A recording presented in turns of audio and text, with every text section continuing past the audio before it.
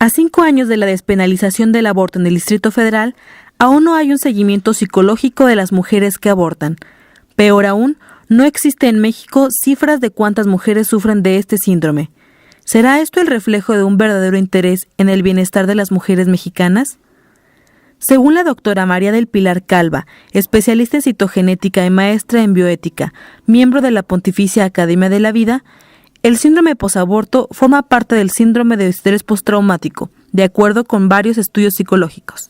Se sabe por estudios científicos en el campo de la psiquiatría que el síndrome postaborto forma parte del síndrome de estrés postraumático. Es decir, cuando una persona tiene una pérdida importante, lo sufre con una gama de manifestaciones distintas. Por ejemplo, alguien que pierde su salud, que le avisan que tiene un cáncer, alguien que lo secuestran, alguien que lo roban, y alguien que sufre la muerte de un hijo, que sería el caso del aborto, lo puede sufrir. Existen aspectos en la genética que nos indican que al abortar se pierde una vida humana, de acuerdo con la doctora Pilar Calva. En el momento en que se une un óvulo y un espermatozoide, que es el momento preciso de la concepción que se lleva a cabo en el cuerpo de la mujer, en el tercio externo de la trompa de falopio, en ese momento se une el material genético que trae el esposo, el papá, en un espermatozoide, y el material genético que aporta la mamá en su óvulo. En ese momento se forma lo que podría parecer una simple célula, pero la genética tiene la respuesta de por qué no es una simple célula, sino ya es un embrión en fase unicelular, es decir, ya es un nuevo ser humano que en ese momento le corresponde una corporeidad de una sola célula. ¿Y cómo lo podemos saber? Si uno se va al núcleo de esa célula, en ese momento de la fecundación o la concepción, se completa un genoma humano. Esa es la primera evidencia. 23 cromosomas más 23, tenemos los 23 pares o 46 cromosomas, que son el número de cromosomas humanos. Pero eso podríamos compartirlo con otras células, pero la gran diferencia es que la combinación genética presente en el momento de la concepción es una combinación o un genoma humano, una combinación totalmente nueva, única y repetible, es decir, individual. En 2009, en el Congreso del Estado de Michoacán, el doctor Francisco Morelos Borja lanzó la iniciativa de una modificación al artículo 1 de la Constitución para garantizar el derecho a la vida desde la concepción. Sin embargo, esta iniciativa fue vetada como una reforma inconstitucional. En la propia legislación, tanto federal como de muchos estados, se reconocen derechos antes de lo que llamamos nacimiento o el parto. Alguien puede, digamos, estando en el vientre de su madre, alguien tiene derecho a heredar, por ejemplo, propiedades dentro del derecho civil. Y creo que en esa lógica, además de tener una profunda convicción humanista, pues consideramos que la vida, por un lado, es el don más grande que puede tener un ser humano, pues el propio hecho de existir, de ser, y que se le debe reconocer como un derecho también dentro de la ley.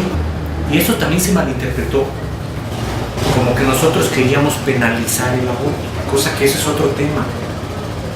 Nosotros nunca dijimos, tampoco estamos de acuerdo con el aborto, no estamos de acuerdo, pero esa iniciativa de ley no implicaba la penalización del aborto. Es un tema diferente. ¿Sí me explico? Los derechos se regulan. Además de esto, las consecuencias para la mujer son también negativas, debido a que este síndrome posaborto puede ser muy difícil de superar si no se trata de manera profesional. Al respecto, nos habla la licenciada María del Refugio Castellanos, directora de la asociación IRMA. Toda mujer queda afectada. Lo que pasa es que generalmente entra en proceso un mecanismo de defensa, de negación o de racionalización, y al principio no quieren creer que haya sido algo que estuvo mal, se justifican de que ahí no había una vida o de que no les quedaba otra cosa que hacer, que era su única opción, de manera que intentan ser congruentes con la decisión que tomaron, y así se mantienen hasta un momento en que empiezan ellas a darse cuenta, sin relacionarlo con el aborto, que empieza a tener dificultades de distinto tipo, distintas áreas. Por decir algo, trastornos del sueño, pueden ser trastornos de la alimentación, tener mucha ansiedad y comer, o al contrario, no tener apetito. una especie de anorexia. No se puede decirle a alguien, no te preocupes, ya no llores, va a pasar, porque ellas van a decir, bueno, es que me siento que me quiero morir, como que no es para tanto y que va a pasar. Sí hay que ayudarlas en un proceso hasta que ellas encuentren la reconciliación con ellas mismas, que se perdonen, que se reconcilien con su bebé. Las consecuencias pueden ser incluso espirituales. Más allá de la religión que profese la mujer, el aborto tiene repercusiones dentro de todo el sistema familiar, de acuerdo con Azucena Adame, terapeuta de medicina alternativa. Porque yo he tenido aquí pacientes que se hacen abortos voluntarios, legales en Estados Unidos. Aunque supuestamente los abortos hechos en Estados Unidos son legales, esas personas desde el fondo se quedan enganchadas con un sentimiento de culpabilidad. Pienso que es de los ciclos que a veces uno no cierra y que te siguen de alguna manera u otra lastimando, pero pues yo he tratado de seguir mi vida y sí, a veces lo recuerdo, pero a veces trato de alejarlo de mi mente pues para no sufrir, pero realmente ese círculo yo no lo he cerrado. Otra de las características importantes es que cuando un hijo viene después de este aborto provocado, este hijo regularmente tiene un carácter muy ácido, muy fuerte, o de enojo hacia la madre, o de enojo hacia las cosas externas. Y esto es porque el niño llega a un vientre que está ocupado energéticamente, aunque ya no haya un bebé ahí adentro. Aunque ya quirúrgicamente lo hayan quitado, energéticamente este vientre está ocupado.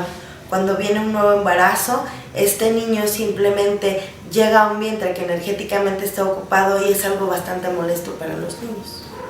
Y en la pareja, si un hombre le pide a la mujer que se haga un aborto o ambos quedan en común acuerdo de realizarse un aborto voluntario, regularmente la relación se termina.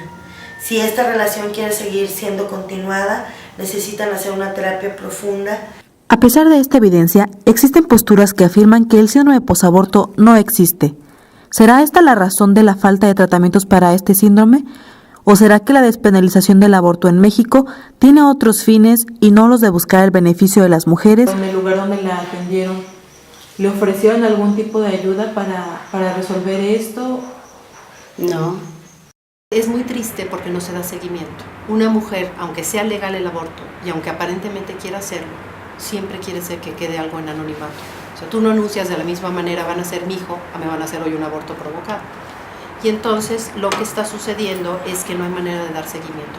Sabemos, cuando menos, que las mujeres de Iztapalapa van y se lo hacen en la delegación de Xochimilco, ¿no? Entonces a veces queda un anonimato. El gobierno no se ha preocupado, ni el sector salud, por dar seguimiento. ¿Qué ha pasado con estas mujeres? Efectivamente, en el Distrito Federal no tenemos mayor estadística. En el estado de Michoacán tampoco existen cifras de cuántas mujeres que abortan sufren del síndrome posaborto. Sin embargo, en el Hospital de la Mujer se atiende este tipo de casos. Sí, todas las pacientes que llegan al área de hospitalización son abordadas por el servicio de psicología. ¿Sí? Hacemos en la mañana un recorrido a lo que nosotros le llamamos la entrega del servicio, y ahí vemos los diagnósticos. ¿Sí? Aquí le llamamos a los procedimientos que se hacen en el aborto, la aspiración manual endouterina o el legrado uterino instrumental. Entonces se captan todas ellas y posteriormente el servicio los aborda. Con todo esto, aún hay camino por recorrer. Para eso, la licenciada Cristal Pérez, líder del grupo Jóvenes por la Vida, es una muestra de los distintos grupos a favor de la vida que luchan por la vida del bebé y la de la madre.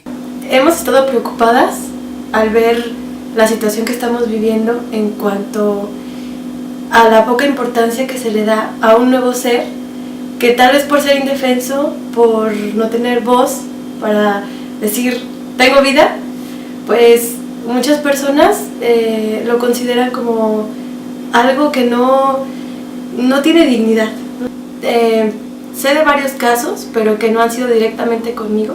Tal vez por eso también quiero como dar a conocer más lo que queremos en realidad hacer, para que si hay mujeres que tengan esta problemática se acerquen con confianza. Sí, pues yo los invito en realidad a que conozcan más a fondo lo que significa pues esta concepción de un nuevo ser humano, que conozcan más a fondo la cultura que se implementa sobre la vida. Es impresionante saber cómo desde que el óvulo es fecundado ya empieza a darse una dinámica tan interesante que a lo mejor es muy diminuta y pocas personas se interesan en ver esto, pero a las pocas semanas ya incluso el corazón está latiendo. Al abortar existen consecuencias negativas a nivel emocional, espiritual, psicológico, moral e incluso social e interpersonal. ¿Será entonces que salvar la vida de un bebé de las garras del aborto es salvar también la vida de una mujer?